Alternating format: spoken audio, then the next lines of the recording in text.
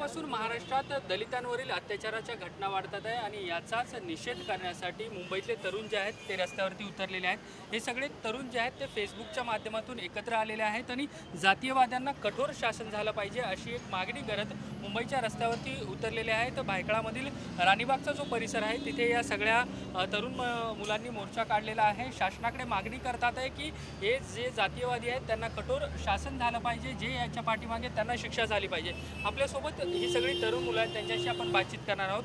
काय नेमकी मागणी घेऊन तुम्ही हे सगळं आंदोलन करता? सर, आपण आता जे काही पाहतो आहोत, नीती नागेच्या प्रकरणापासून अनेक दररोज अत्याचाराच्या घटना घडतच आहेत। 1634 घटना 2013 या एका सालामध्ये घडलेल्या आहेत आणि दरवर्षी हा आकडा हजाराच्या पेक्षा जास्तच असतो। म्हणजे दिवसाला 5 अत्याचारे घडतच आहेत। पण याबाबत सरकार काही कठोर भूमिका घेताना दिसत नाही।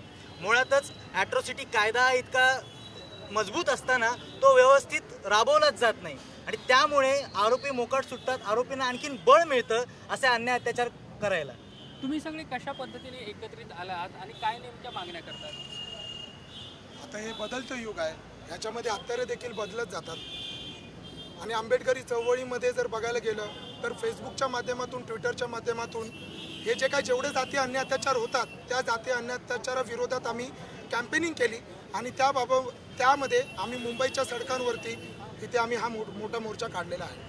नक्कीच ज्या घटना होतात त्या सगळ्या घटनांना आळा बसावा, शिवाय याच्या पाठीमागे जो कोणी असतील त्यांना कठोर शासन व्हावं, इथून पुढे अशा पद्धतीच्या घटना होऊ नयेत यासाठी या सगळ्या तरुणांचा प्रयत्न आहे आणि तशाच पद्धतीचा मोर्चा यांनी मुंबईतल्या भायखळा इथे काढलेला आहे। व्हिडिओ जर्नलिस्ट कैफसह देवेंद्र कोलटकर, झी मीडिया, मुंबई।